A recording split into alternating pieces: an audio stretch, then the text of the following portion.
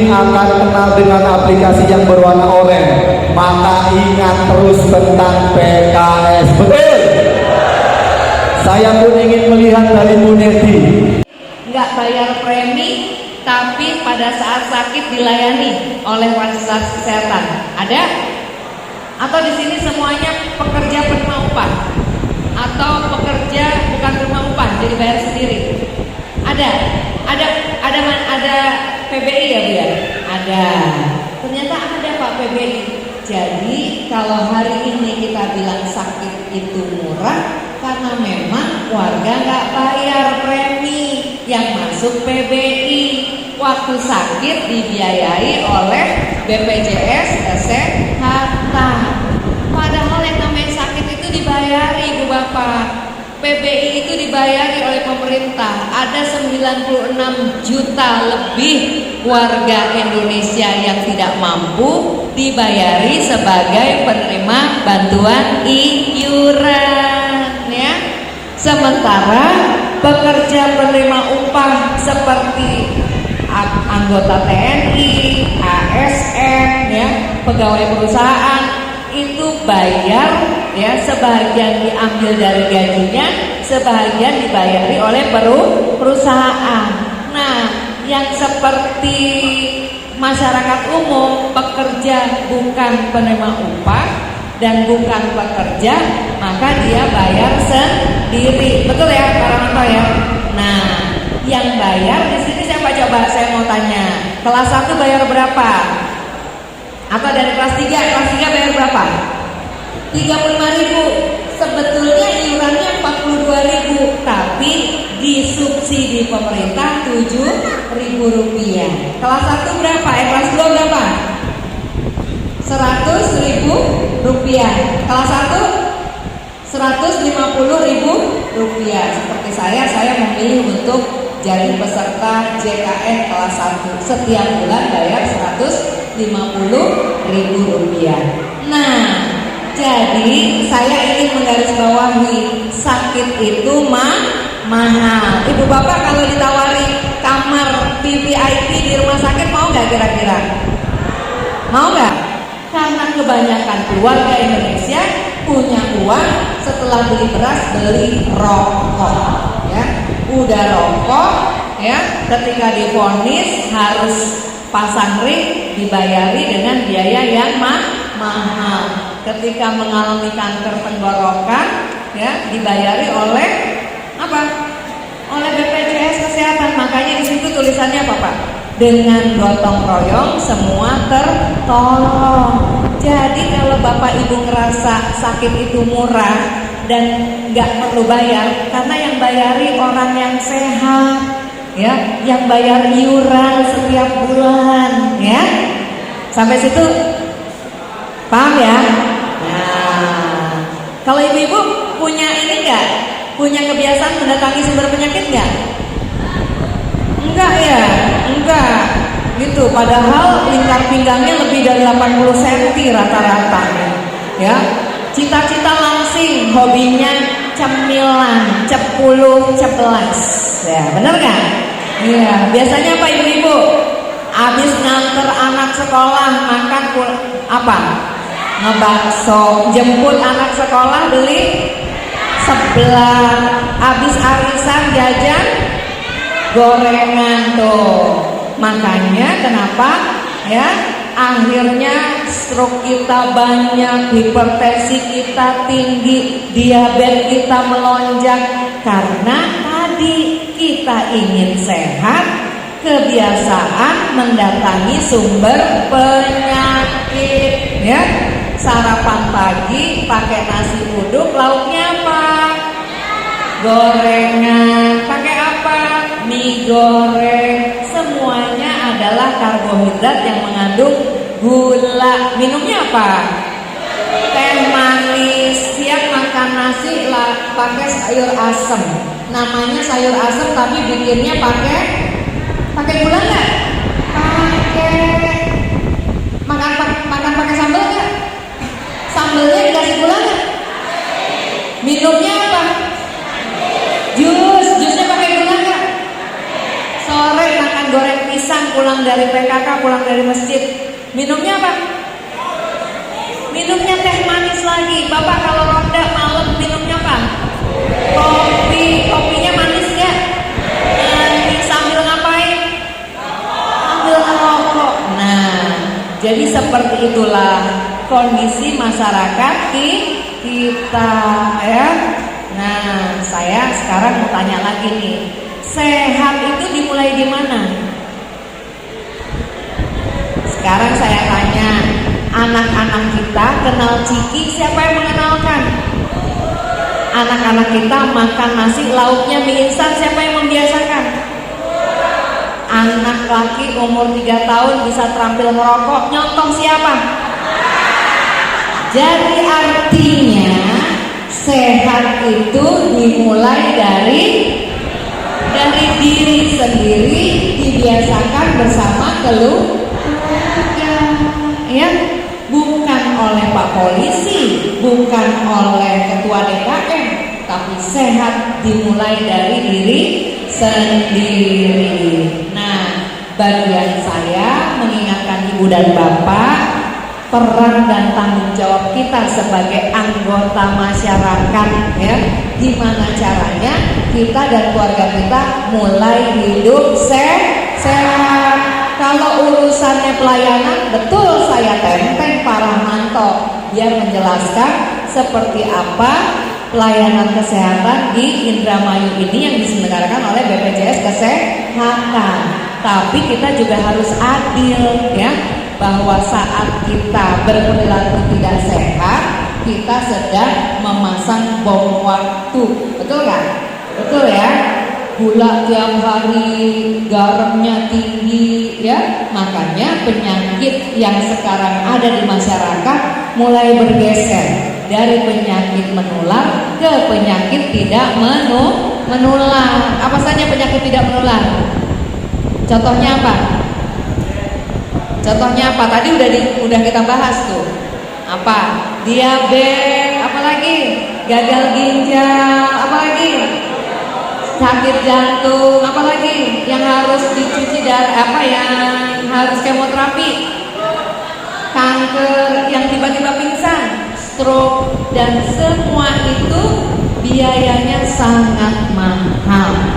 Dan sebagian besar disebabkan oleh makanan dan kebiasaan hidup yang tidak sehat. Oleh karena itu, saya ingin mengingatkan, ada peribahasa sedia payung sebelum hujan. Maknanya apa? Artinya apa?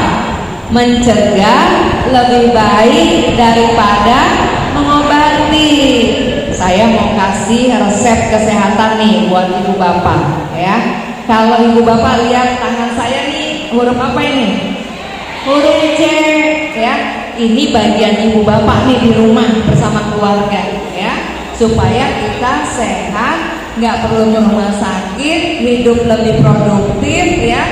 Betul ya? Nah, bisa kumpul dengan keluarga. C ini cerdik, ya. Apa, Bu? Cerdik. C-nya apa? Kepanjangannya? Coba sekarang katanya kemajuan teknologi, yang pegang kotak ajaib dicari. Cerdik itu apa sih artinya? Ya, ya. Sekarang ini kan kita hidup di era kemajuan, semuanya pakai handphone, ya. Mau ada berita bohong, mau ada fitnah, gampang betul kita sharing, kan begitu ya. Nah sekarang ini ada pelajaran cerdik, apa coba dibuka? C-nya cek ke puskesmas, cek apa? Tekanan darah, gula darah, kolesterol, asam urat, itu semua gratis di puskesmas. Jadi kalau datang ke puskesmas nggak nunggu sakit, tapi untuk mengecek kesehatan kita. Kalau kata dokter, Bu, tekanan darah ibu tinggi 160/100, apa yang harus dikurangi? Apa yang harus dikurangi? Bu, apa? Garam, asin, ya. Nah, kalau gula darahnya tinggi 300, apa yang harus dikurangi? Yang manis-manis, nasinya dikurangi, cukup 3 sendok sekali makan, ya.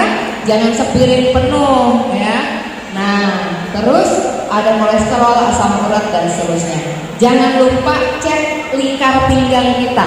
Bagi perempuan nggak boleh lebih dari 80 cm. Nah, silakan dipegang pilihannya. Ada kemajuan atau ada perluasan atau ada perkembangan.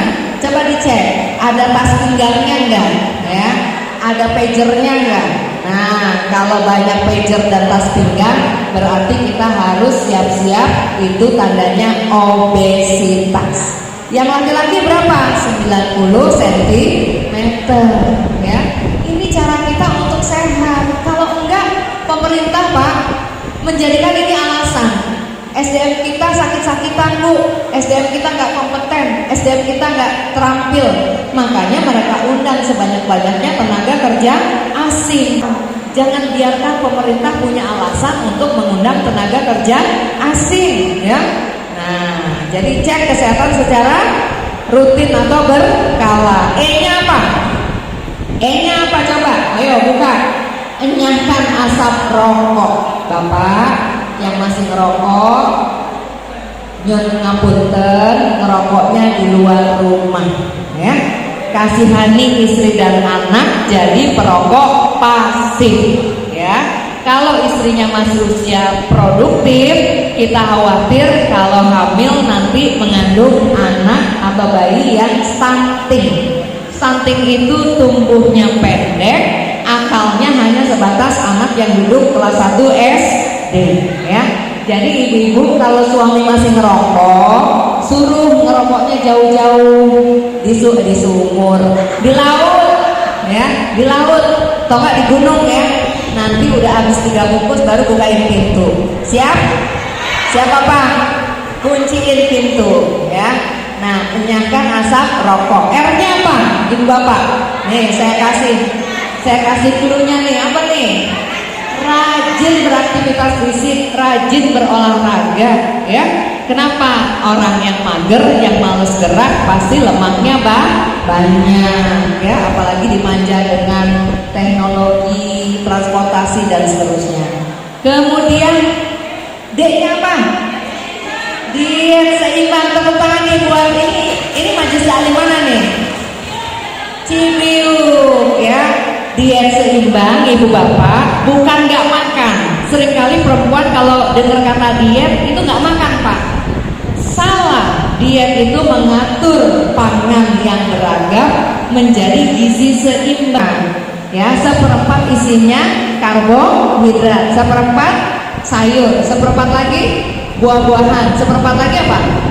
Protein. Tangan kesehatan kita, diet seimbang, karbohidrat, sayur, buah, dan protein. Proteinnya apa? Kalau protein nabati bisa tahu dan tempe. Kalau protein hewani, ikan, telur, daging ayam, dan seterusnya, ya. Nah itu D. I-nya apa I-nya? Istirahat yang cukup. Luar biasa nih, ya. Majelis taklim Cibiuk. Istirahat yang cukup artinya kita nggak boleh begadang, ya bapak-bapak, ya. Begadang itu kata Haji Roma, ya, tidak ada artinya. Kenapa? Karena malam hari tubuh sedang mereparasi, membetulkan, memperbaiki sel yang rusak. Terakhir K-nya apa? Kelola stres. Emang hidup nggak boleh ada masalah? Banyak. Saya juga ada masalah, ya. Apalagi sebagai anggota Komisi 9, masalahnya banyak banget, ya. Ada pandemi, ada vaksin, ada nyamuk berwolbachia, banyak masalahnya. Tapi sebagai orang beriman, umat beragama, kalau punya masalah kita harus hadapi, ya. Dihadapinya gimana? Ya rajin sholat, sabar, tawakal, zikir, ya. Nah, kalau orang menghadapi masalah dengan nilai agama, insya Allah stresnya nggak berkepanjangan jadi depresi. Nah, jadi stres itu banyak dengan tekanan masalah, dengan tekanan situasi sosial dan seterusnya. Oleh karena itu hari ini saya tambahi cerdik plus. Plusnya apa? Plusnya doa, ya. Sebagai orang beriman, apalagi nih ibu-ibu nih rajin majelis taklim, pasti diajari, ya. Doa itu senjata orang beriman. selanjutnya mudah-mudahan kalau ibu dan bapak mengerjakan resep cerdik tadi, insya Allah kita sehat, kita produktif, kita bisa menebar yang banyak, manfaat yang banyak buat masyarakat. Beda sama yang sakit-sakitan, betul nggak? Betul. Negeri ini negeri yang besar, butuh SDM yang sehat, butuh SDM yang kuat, butuh SDM yang terdidik, butuh SDM yang berdaya saing, ya, bukan yang sakit-sakitan, bukan yang TBC putus minum obat, bukan yang terpapar narkoba, bukan yang terjerat pergaulan bebas, bukan yang hamil di luar pernikahan, ya, bukan yang melahirkan bayi stunting, ya. Sepakat ibu bapak? Siap? Siap apa? Kayak tentara aja, kalau Pak Sanadi boleh ngomong siap. Siap apa? Siap perubahan. Siap perubahan. Perubahan apa? Dari yang tidak sehat menjadi sehat. Dari yang kurang sehat menjadi sehat. Dari yang sudah sehat menjadi lebih sehat. Kelola GGL. Apa itu GGL? Gula, garam, lemak, ya. Takarannya gula sehari hanya 4 sendok makan, garam hanya 1 sendok teh, terus lemak hanya 5 sendok makan, ya. Jadi sanggup nggak kira-kira berjauhan dengan gula? Sanggup nggak? LDRan dengan gula sanggup nggak? Saya khawatir nih Pak, nanti pulang pada bikin SKTM, surat keterangan tidak mampu, ya. Nah, jadi mulai sekarang Pak, kalau minum teh tawar aja, ya, supaya manis, jangan dikasih gula, terus bisa melayani masyarakat dengan baik. Sekarang emang nggak baik, tapi karena tumpukan masyarakatnya banyak yang sakit, betul nggak? Setiap hari berapa Pak yang sakit tuh ke rumah sakit? Salah satu aja, hah? Rawat jalan bisa 3.000 orang, bayangkan, ya. Rawat jalan, rawat inap berapa tuh kalau dihitung dari tempat tidur? Banyak kan? Mulai dari rumah sakit apa Indramayu sampai swasta berapa? 12 rumah sakit, 12 rumah sakit di Indramayu. Nah, jadi tentu saja kita berharap kita sehat, ya. Kalaupun sakit bukan karena kecerobohan kita, menyia-nyiakan kesehatan, ya. Terakhir saya mau kasih pantun nih buat Pak Rahmanto sama Pak Dwi, ya. Pantunnya yang enak-enak deh. Enak apa cakep Bu? Cakep ya. Sekarang kalau pengen cakep nggak usah beli skincare ya, bikin pantun aja yang banyak, ya. Oke? Biar mahal. Jadi kita bikin pantun aja. Makan sayur pakai mayones. Cakep. Tapi lebih enak pakai sambal terasi. Cakep. Kalau BPJS Kesehatan mau sukses, harus Cakep. sering sosialisasi bareng Bu Neti. Beri tepuk tangan Bapak Ibu semuanya. Ada satu lagi Bu? Nah, satu lagi. Pagi hari memancing ikan. Cakep. Setelah dipepes, dihidangkan di meja makan. Cakep. Pastikan ibu dan bapak terdaftar sebagai peserta JKN. Cakep. Yang saat sakit mendapat layanan kesehatan. Luar biasa. Itu saja yang bisa saya sampaikan. Kurang lebihnya mohon maaf. Bila taufiq wal hidayah. Assalamualaikum warahmatullahi wabarakatuh. Waalaikumsalam warahmatullahi wabarakatuh.